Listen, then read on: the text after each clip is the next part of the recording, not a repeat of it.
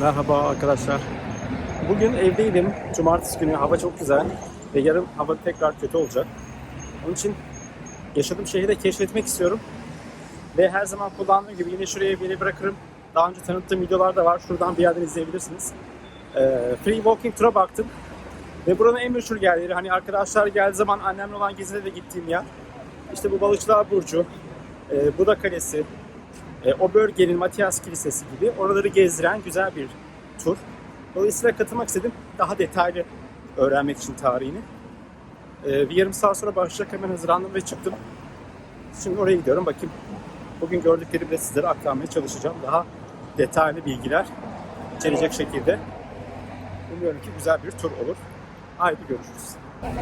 Bayağı geç kaldım ve 15 dakika kadar şimdi grubu bulmaya çalışacağım. Bugün hava çok güzel olduğu için sanırım aşırı kalabalık.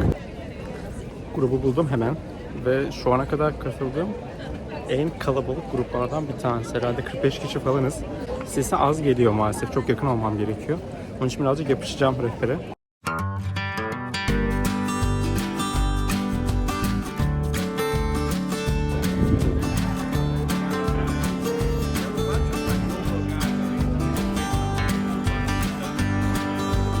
Evet, şu anda Buda tarafındaki balıkçı tarabyasından aslında karşı tarafa, yani Peşte tarafına bakıyoruz.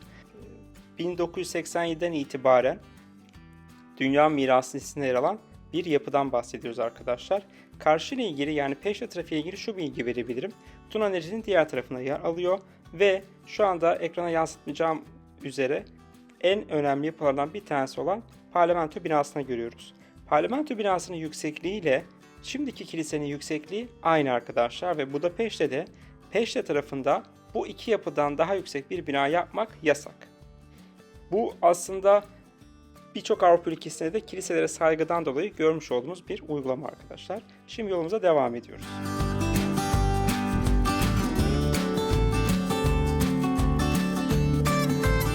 Bu bölgedeki en önemli yapılardan bir tanesi de bir Matias Kilisesi. Peki böyle bir alanda neden bu şekilde tabiri caizse çirkin bir otel var? Arkadaşlar bu Hilton Otel ve komünist dönemde yapımına, inşasına izin verilmiş yapı. Bundan Macarlar çok mutlu değiller ama maalesef hala orada duruyor. Çatısına gelecek olursak, bakın burada görmüş olduğunuz çatıdaki her bir karo 200 euroya mal edilmiş, özel bir seramikten yapılmış ve renkleri de Macaristan'ın bayrak renkleri kırmızı, beyaz ve yeşilden oluşuyor arkadaşlar. Evet, bu açıdan ışık çok daha güzel vurduğu için ayrıca çekmek istedim. Aynı zamanda karolara ek olarak şu bilgiyi verebilirim. Dikkatinizi çekti mi bilmiyorum fakat şurada görmüş olduğunuz siyah kuleyi sorduk. Bu siyah kule daha sonrasında eklenmiş bu yapıya ve özellikle de o dönemde önemli kişilerin cenazelerinde bu kuleyi kullandıklarını söyledi rehberimiz. Matias Kilisesi'nin yaklaşık 750 yıllık bir geçmişi var. Oldukça eski ve bölgenin önemli kiliselerinden bir tanesi. Hatta zamanında Osmanlı burayı fethetmesinin ardından bir dönem cami olarak da kullanılmış. Şu an görmüş olduğunuz bina ise çok daha öncesinde öğrenci yurdu imiş. Fakat geçen yıl Ekonomi Bakanlığı tekrar binayı geri almış ve şu anda da Macaristan'ın Ekonomi Bakanlığı'nın olduğu bina arkadaşlar. Sağdaki görmüş olduğunuz kule en son eklenmiş yaklaşık 150 yıl öncesinde. Evet, dediğim gibi şu anda burası Macaristan'ın Ekonomi Bakanlığı binası. Hikayesi şu, aslında oldukça eski bir yapı ve gördüğünüz üzere aslında çok böyle klasik dönemin tarzını görebiliyoruz. Fakat bir dönem Ekonomi Bakanlığı'nınmış, daha sonrasında öğrencilere yurt olarak kullanılmış. Geçen yıl bakanlık tekrar geri almış binayı.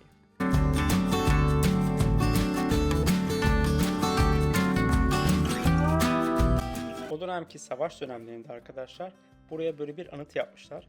Daha sonrasında bu anıtı daha da yükseltelim, bu bizi korur demişler ve anıtı yükselttikten sonra savaş durmuş. O andan itibaren de bu özellikle devlet tarafından korunan bir anıt. Ve Budapeşte'nin en meşhur, en eski kafelerinden, restoranlarından diyeyim, daha doğrusu tatlıcılarından biri arkadaşlar. Tam okuyamam ama Rust Room diye geçiyor neyse. Ve burada rehberimiz aslında buradan bahsediyor. 200 yıllık bir geçmişi var aslında. Ve özellikle kremli bir tatlısı var. Adını şu an hatırlamıyorum. O çok meşhurmuş. Burada genelde sıra oluyor gördüğünüz üzere. Geldiğin zaman yolunuz düşünce kesinlikle tavsiye ediyorum. Ben henüz denemedim. Evet, kafeden yolu devam ettiğimiz zaman karşımıza Andras Hadik'in bu atlı heykeli çıkıyor. Bu heykel aslında şöyle bir hikayesi var, önemli şu açıdan. Dönemin Budapeşte Teknoloji Üniversitesi'ndeki öğrencileri sınava çalışamamışlar ve sınavdan da geçmeleri gerekiyormuş. Dolayısıyla içmişler o akşam ve geldikleri zamanda da burada gördüğünüz üzere atın tesislerine dokunmuşlar ve daha sonrasında sınavı bir şekilde geçmişler. Yani bu sınavı hiç çalışmadık, çok kötüydü, akşam eğlendik, nasıl kazandık diye düşündükleri zaman, nasıl sınavı geçtik diye düşündükleri zamanda da biz şu atın heykelin tesislerine dokunmuştuk diye üniversitede böyle bir söylenti çıkıyor. Ve o dönemden bugüne kadar hala öğrenciler sınavdan öncesinde buraya gelip bu şekilde böyle birazcık batıl bir inanç tabii ki. Hem eğlence olsun, bazısı belki buna inanıyordur da gelip atın tesislerine dokunuyorlar. Bu yüzden de orası oldukça parlak. Fakat yasa çıkarılmış ve bu ata dokunmak yasaklanmış arkadaşlar. Hatta çevresinde lütfen yukarıya tırmanmayınız diye bir yazıda yer alıyor. Böyle bir hikayesi var. Yoldan geçerken rehberimiz bundan da bahsetmiş oldu. Şu sokaktan girdiğiniz zaman direkt o meydana çarşıya çıkıyorsunuz. Burası da arka tarafı.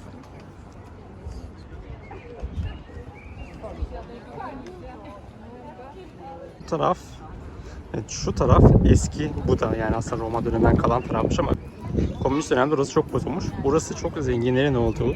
Burası normal ortalama bir Buda şehri. Burası ise daha modern bir Buda imiş. Şimdi yürürken soruları soruldu. Yani Buda ve Peşte arasındaki farkları özellikle sorular. En önemli farklardan bir tanesi şu aslında. Buda'nın nüfusu yaklaşık 750 bin civarında imiş. Ama Peşte 1,5 milyon, yani 2 katı kadar bir nüfus var orada. Buda'da daha çok Macarlar yaşıyorlar. Özellikle daha bizim İstanbul'un Avrupa yakası ve Anadolu yakası gibi düşünebiliriz aslında. Peşte tarafı bizim Avrupa yakası gibi. Benim de yaşadığım yer daha hareketli, daha gençlerin olduğu, daha böyle gece hayatının olduğu, işte daha international, böyle her ülkeden insanı bulabileceğiniz daha hareketli bir yer. Buda tarafı ise daha sakin, yaşanılabilecek bir yer. Bütün iş yerleri, işte finans merkezi, bütün hepsi Peş tarafında. Dolayısıyla Buda'da yaşayan insanların çoğu çalışmak için Peş tarafına geçiyorlar. Onun için söyledi, hani genelde Buda tarafında Macarlar özellikle hani aile kurduktan sonra, çocukları da olduktan sonra Buda tarafında yaşamayı tercih ediyorlar. Çünkü çok daha sakin ve daha hani Macarlardan oluşan bir topluluk olduğu için orayı tercih ediyorlar. Ama daha gençler, işte Macar olan gençler hareketli yaşamdan dolayı üniversitenin çoğu Peş tarafında olduğu için daha çok Peşte tarafında kalıyorlarmış. Böyle bir farktan bahsettik. Kira ve evler konusunda şunu söyledi. Hani ev almak isterseniz Buda tarafında evlerin fiyatı yaklaşık %50 daha pahalıymış.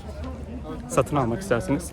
Ama kiralamak isterseniz iki tarafta da hani uygun veya pahalı yerler bulabilirsiniz. Dediğim gibi aynı aktardığı zaman fark ettim ki Avrupa ve Anadolu yakası gibi düşünebiliriz.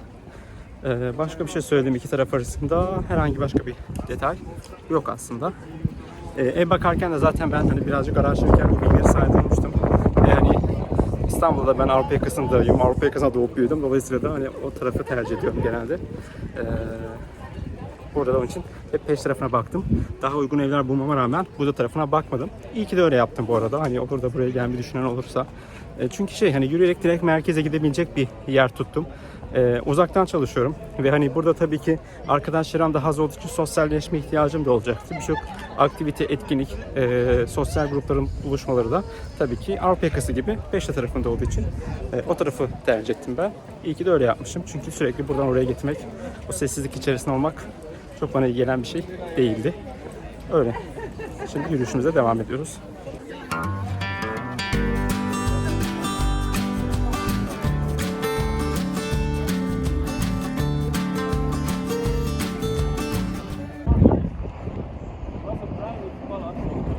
Eskiden gazete olmuş arkadaşlar. Şu an ise Başbakanlık konutu hemen Buda Kalesi'nin yanında yer alıyor. Hemen Başbakanlık konutunun yanındaki şu bina ise Cumhurbaşkanlığı konutu arkadaşlar. Burada İsrail bayrağı ve Macaristan bayrağını yan yana görüyoruz. Sebebi. Evet, bunu sormadım bu soruyu ama %90 tahmin ettiğim şey.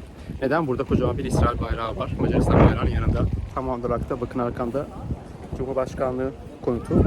Burada da İsrail bayrağını görüyorsunuz. Çünkü şöyle bir durum oldu. Şu anda 5 Nisan 2025. Ve sanırım 2 gün öncesinde Netanyahu Macaristan'a geldi.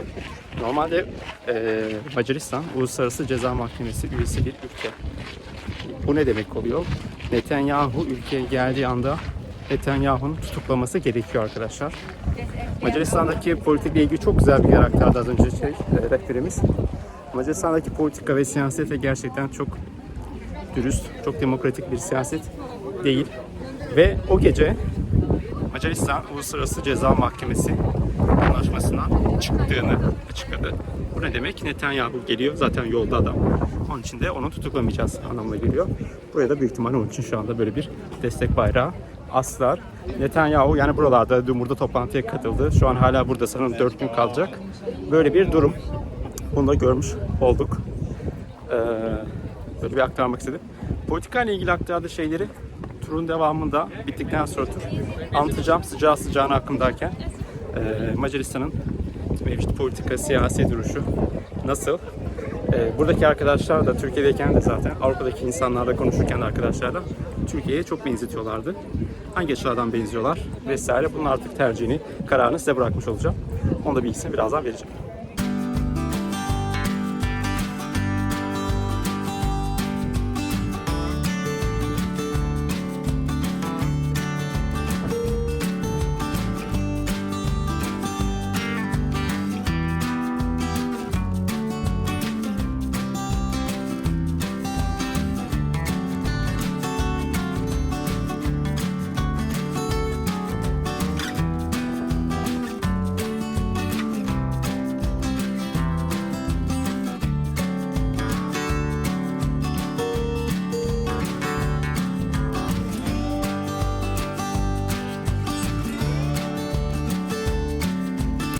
Buda Kalesi'ndeki önemli eserlerden bir tanesi bu kartal heykeli.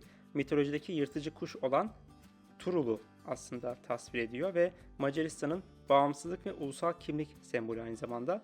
1905 yılında bronz olarak yapılmış ve buraya dikilmiş. Bölgede çok fazla önemli eser var. Bir tanesi de Savoy Prensi'nin bu heykeli arkadaşlar.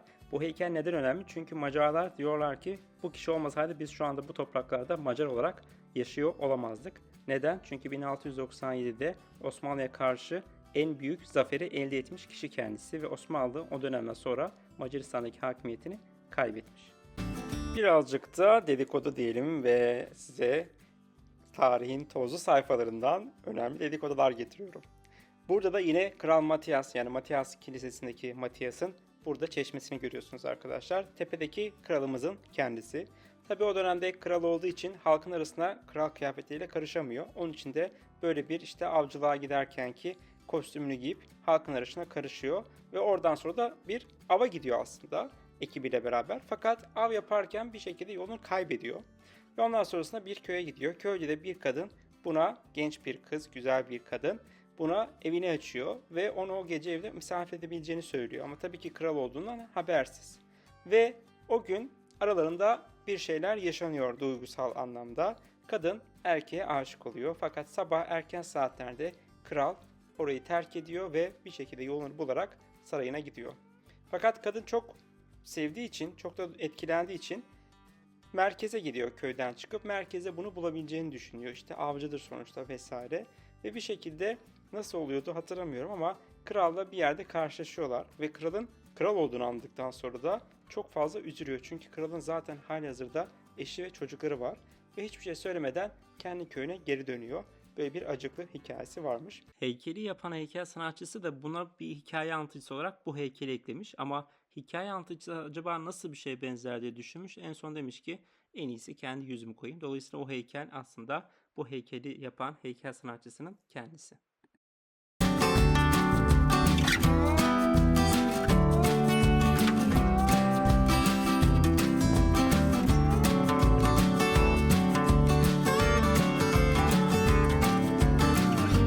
Evet efendim, turumuz bitti. Gerçekten şu tur rehberi çok öz, güzel ve kıymetli bilgiler verdi. Bence çok niş bilgiler verdi. Onun için çok mutluyum. Amacıma ulaştım. Amacım şuydu ki hani bu en turistik yer. Şey gibi düşünün, Sultanahmet Meydanı gibi düşünün. Gidiyoruz, geziyoruz, şu var bu var ama tam detaylarını bilmiyoruz. Onun için de onları bilmek istiyordum. Özellikle de buraya gelecek, misafir edeceğim arkadaşlara anlatabilmek açısından ve kendi açımdan tabii ki. Onun için istediğime, amacıma ulaştım. Şu arkamda görmüş olduğunuz konut, az önce bahsetmiş olduğum Cumhurbaşkanlığı konutu. Onun yanındaki de arkasında kalıyor birazcık. Şurada kalıyor hatta, neyse. O da Başbakanlık konutu. Şimdi tur bitişi daha rahat size Macaristan'ın güncel politik durumu, siyaset durumundan bahsedebilirim. Şimdi şöyle ki aslında Macaristan'ın şu anda bir başbakanı var, bir de cumhurbaşkanı var. Cumhurbaşkanı 5 yılda bir seçiliyor fakat parlamento tarafından seçiliyor. Yani halk seçmiyor cumhurbaşkanını. Dolayısıyla da o bizim eski sistemdeki gibi Abdullah Gül ve Recep Tayyip Erdoğan örneğinden gidebiliriz. Yani Recep Tayyip Erdoğan'ın etkisi daha fazlaydı bir başbakan olarak.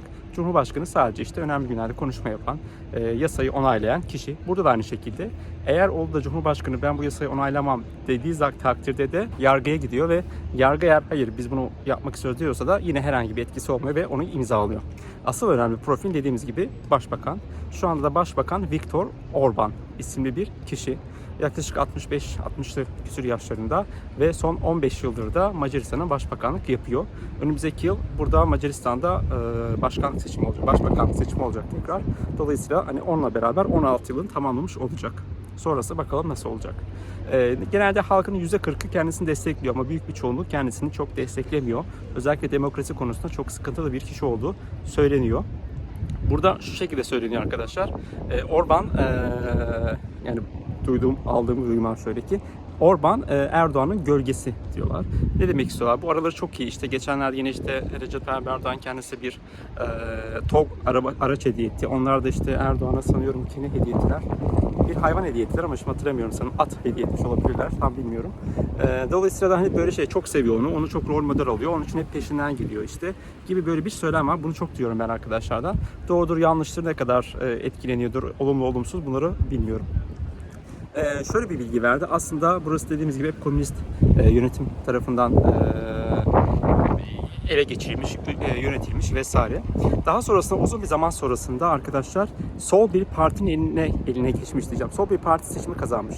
Partinin adını vesaire şu an hatırlamıyorum. Fakat 2008 yılında o zamanki başbakan, sol partinin lideri olan ve başbakanlık yapan kişi devlet kanallarından bir konuşma yapmış ve siyaset tarihindeki en önemli, en enteresan konuşmalardan biri olarak geçiyor bu. Neden?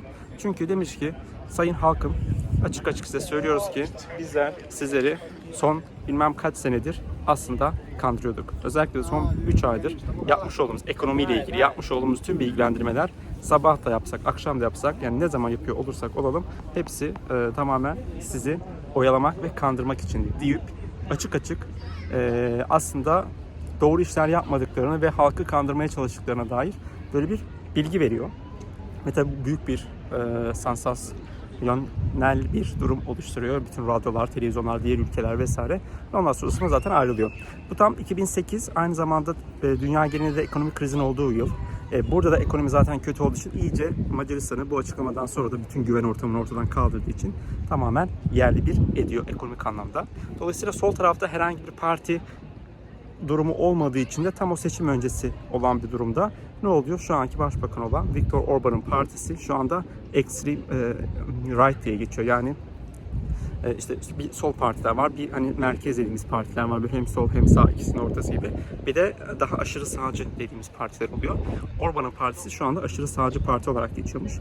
Dolayısıyla o boşlukta Orban seçimi kazanmış oluyor. Seçimi kazandıktan sonra da ilk yaptığı işlerden bir tanesi anayasayı değiştirmek oluyor. Anayasayı neredeyse baştan yazdılar diyorlar. Gerekçe olarak da bu anayasa çünkü işte komünist döneme ait bir sürü sıkıntılı şeyleri var vesaire gibi. Onu biraz da kendi geleceğini garanti altına alacak şekilde güncellemiş. O tarihten itibaren de sürekli Orban seçimi kazanmış. Burada başbakanlık için herhangi bir işte 3 kez aday olabilir, 5 kez aday olabilir gibi bir durum, bir limit yok. Dolayısıyla seçildiği takdirde sınırsız kez şu anki anayasaya göre başbakan olabiliyor. Önümüzdeki yıllarda tekrar aday olacak diyorlar. Şöyle bir durum yaşanmış. Sanıyorum ki geçen yıl, evet hatta bir yıllık bir zaman dilimi içerisinde Orban'ın partiyi beraber kurduğu ve partide çok aktif çalıştığı kişilerden bir tanesi Orban'ın partisinden ayrılmış ve kendi partisini kurmuş.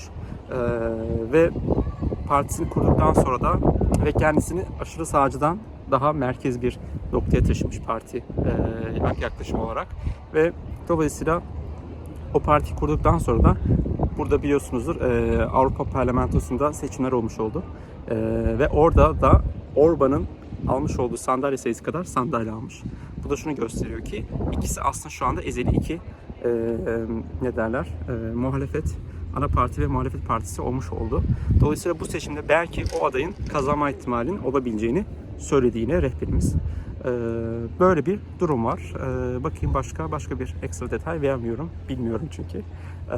Aktarabileceklerim bu kadar. Şunu söyleyebilirim sadece. Bunda yine siyasetine girmişken Macaristan'ın arkadaşlardan aldığım bilgi. Ofiste de işte önümüzdeki yıl seçim olacağı konuşuluyordu. Ben dedim ki acaba kime oy versem? Espri yaptım. Dediler ki başbakanlık seçiminde oy veremiyorsun. Ama bir de burada belediye seçimleri oluyor bizdeki gibi farklı tarihlerde. Orada oturumu olan herkes kendi yaşadığı belediye başkanının seçimi için oy kullanabiliyormuş. Yani ben de burada oy kullanabiliyormuşum. Aslında bence güzel. Türkiye'de böyle değil diye biliyorum. Ki değil yani. Yani eğer orada yaşama hakkım varsa ben de kendi yaşadığım hiç olmazsa ülkeyi etkileyecek, karar verecek kişi değil belki ama yaşadığım ilçeyi, yaşadığım mahalleyi etkileyecek kişilere seçiminde bence söz hakkı olmalıyım. Çünkü ben de orada yaşıyorum, ben de vergimi veriyorum. Ben de bazı şeylerden memnun olmayabilirim, ben de bazı şeyler talep edebilirim. Oranın vatandaşı olmasam da oradan yaşayan kişisiyim. Dolayısıyla bu da güzel bir uygulama diye geldi, bilmiyorum. Türkiye'de böyle olsa ne dersiniz, nasıl olurdu? Nasıl artılar olur, nasıl eksi olur? Tabii buna bir bakmak lazım. Ama bana enteresan geldi. Yani 3 yıl burada kalırsam eğer ben de oy kullanmış olacağım. Zaten 5 yıl kalırsam herhalde vatandaş olurum da şu anlık büyük konuşmamakla beraber öyle bir düşüncem hiç yok arkadaşlar. Bu kadar uzun süre kendimi buralarda görmüyorum. Bakalım hayat ne getirir. Böyle çok uzun bilgi verdim. Evet, şimdilik bu kadar. Güzel geçti. Umarım sizlere de faydalı bilgiler verebilmişimdir. Bir sonraki videomuzda görüşmek üzere diyorum. Ama tabii ki abone olmadıysanız abone olmayı, kanala videoyu beğenmediyseniz beğenmeyi, zorla değil ama beğenirseniz iyi olur. Ve olumlu olumsuz güzel geri bildirimlerinizi de yorumlarda yapmayı ve sevdiklerinizle bu videoları paylaşmayı unutmayınız diyorum. Kendinize iyi bakınız. Görüşmek üzere.